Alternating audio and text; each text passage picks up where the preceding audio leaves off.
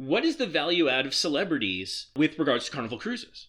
And so I put the question, because you're getting our opinion, but I put the question to our Facebook group. Mm-hmm. And so the question I asked was, which celebrity added more value to your cruise? Right. Now, we only got about 234 votes, so it's not statistically significant. It's, and it's people in our group who choose to answer and stuff like that. And the Facebook algo doesn't show everything to everyone. So this is not, a scientific study.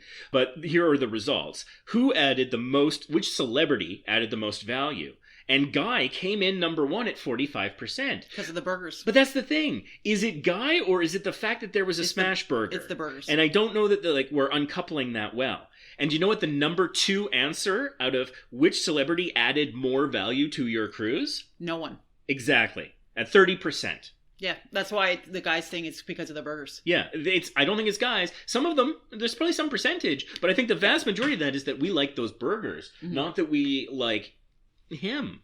Yeah. And no offense to him, it just feels unnecessary. If we're paying his unnecessary salary, I don't know he needs the money. I mean, sure, he's entitled to whatever money he can make, but I don't think he needs it. Yeah. So I think that if that contract were to end, I don't think his quality of life would degrade. No. I think he'll be okay. Yeah. Take some of that money and maybe give it to your staff or something, or give us our chocolates back. Do a little of both, maybe. Split the difference there. Anyway, so continuing with the poll, Shaq comes in at number 3 at 17%. Now, again, is this because of Shaq's Big Chicken, which is on some ships? It's good. I've had it. And it's a ridiculous name, but the Shaq Daddy is tasty as hell.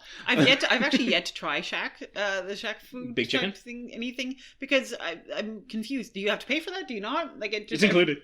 Yeah, okay. So, because people were like, oh, you got to pay for it. I'm like, well, I'm not going to. No, but the next one on our list, you do have to pay for, sort of. Emeril. Emeril's number 4 at only 6%. Now, here's the interesting thing about Emeril. There's 2 parts to it now. Because when Emeril's first opened, you have to pay for it. That's a la carte. Mm-hmm. And so that is an additional thing. So I haven't tried it because I didn't see the value. I didn't think it was worth it. There are better options like Big Chicken. On the ships that have Emeril, generally speaking, there's both. It's the XL class, I think. Don't quote me on that because I don't care that much about Emeril. But the interesting thing, too, is Carnival kind of acknowledged recently that their menu wasn't great in MDR. They kind of, I don't remember the exact phrasing or what John Heald said, but they basically said, it almost like they acknowledged that it was, I want to say the word bland, but I don't think he ever did. But it did feel like it was a bit of a mea culpa, an acknowledgement that their food wasn't up to their standards and that it was kind of repetitive. And so that's when they not only had Emerils on some of the ships, but that's when they promoted him to the chief restaurant, chef de cuisine something for the fleet. And he structured, reorganized, changed the MDR menu. And so we have yet to try it since that change has happened, but we will be sailing next month. So we'll see, if there is big changes I'm looking there. Forward to it. Because I was getting a little tired of some of the offerings, and some of them were feeling kind of bland. My last sailing on the Venezia, I did not really like the food that much, but my previous sailing to that on the Celebration, it was fantastic. Yeah, I'm a huge fan of Emeril Lagasse. I love... You're in the 6%. Yeah, I think I actually voted for him. And him and no one. I voted for no one. No, I'm a big fan of his. Both because I love Italian cuisine and because I love New Orleans cuisine, and French cuisine, and he has this really lovely way of kind of fusing it all, and separating it all and fusing it all, and the guy knows his stuff. He was why I actually wanted to become a chef. Oh wow! Yeah, no, I really got into his shows, and I was starting to learn how to cook when celebrity chefs were becoming a thing. Well, that puts it in a very different light. I had no idea about that. Yeah, that was I did not. Yeah, in the birth of the Food Network really was when I started learning how to cook. Bam. And I watched I learned how to a lot of. He says bam.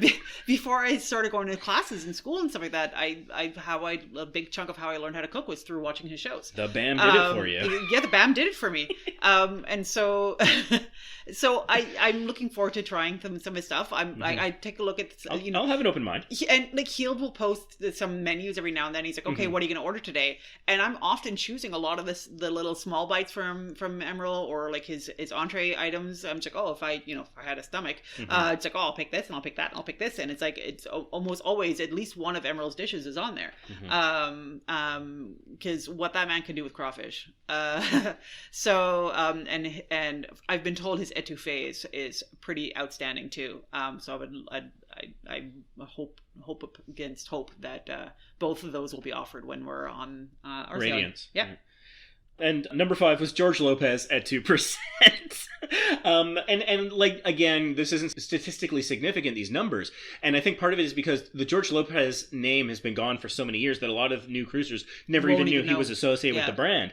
But even still, I just have to wonder, like, do they care about Guy's personality and brand, or do they just like the fact that they have any kind of smash burger available? I think the reason why they're selecting any of these celebrities is largely because of they tie to the food, what they bring to the table, literally. So, but how much is, like, you know, the name, and like, could someone else have made something similar to the Shaq Daddy? You know, maybe, I don't know. Probably. And so for me, and same with Emeril. As much as I respect the guy, yeah.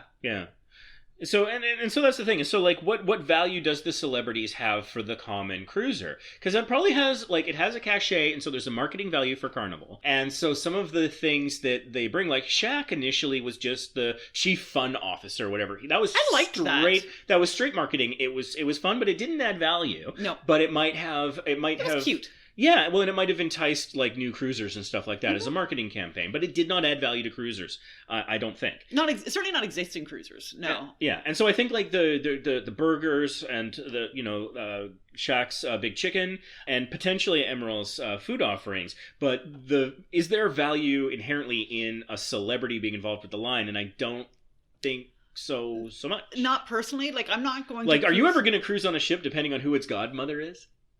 I mean, if Betty White was still alive, maybe. But no, I mean, absolutely not. I'm not going to sail with any particular ship or with any particular line because of the involvement that any particular celebrity. Like, it could be the celebrity. So it's the product, not the person. Yeah, I mean, unless it's something like, it's like a Chris Stapleton cruise. Okay, I might want to go on the Chris Stapleton cruise because But that's the music. Exactly, but it's like a one-off thing, and it's like, it's a specialty cruise, but it's like, but even then, it's like, I don't want to pay triple for the cruise that I like. It's like, yeah, okay, I get to experience the whole Chris Stapleton thing. He's probably not going to be on the damn ship. And no, I mean, that's I'm going to pay like 2-3 times minimum for if I would just go to normal sailing. Wow, that was some impressive manipulation of the topic there. And yeah, I mean, I think when they do those sorts of cruises and like the Star Trek cruises and stuff, the people are on there and they do like a performance or something, but it's not separately ticketed, and so you're paying 3 times across the board. But if it was the same price of the cruise, but then the concert was ticketed, that'd be different. But that would not make the same amount of money. And so I think that's probably why that you see that. Because also then, like, more people would be. It's a supply and demand problem too. More people would want to sail, so that would drive the price up. I know. I'm just thinking of, like, literally going back to the Chris Stapleton thing. Like, if there was a Chris Stapleton cruise. No, I see you're driving the Chris Stapleton. No. I'm just like using that as an example, right? Because, like, I've looked at some of these special, like the Star Trek cruises or whatever, right? Yeah, and like, and they're upwards of, like, just for like an interior cabin for a 5-day sailing, they're upwards of like $4,000 or $5,000. Yeah. Right. Crazy. And again, same with these, like the Backstreet. The fact that they even exist boggles my mind. Let's ditch Stapleton. The Backstreet Boys cruise. That was something. Yeah, it was like minimum $2,000-$3,000 again for an interior cabin. And for 5-day sailing or something like that. Right. Okay, so I can spend $2,000-$3,000 per person for a 5-day sailing, or I could not go on that sailing, spend $500 for a balcony suite for a 7-day sailing, and then just go to a Backstreet Boys concert for, let's say, $300 a ticket if I got really, really good seats. I mean, let's do the math here, right? Like, math is math. I mean, yeah, okay, the experience is the experience wholly different? Yes. Absolutely, it's wholly different. But it's not so much that I want to spend 2-3 times, 4 times the amount of money. Not factoring in flying there and getting the hotel and the Uber and the food from, like, when you're before the sailing. Like, so it really, you're looking at almost 5 times the cost. It doesn't math out for me. So yeah, the celebrity draw, it just, once you kind of just do the math and once you just really think about it, for me, it doesn't, whatever. Sure.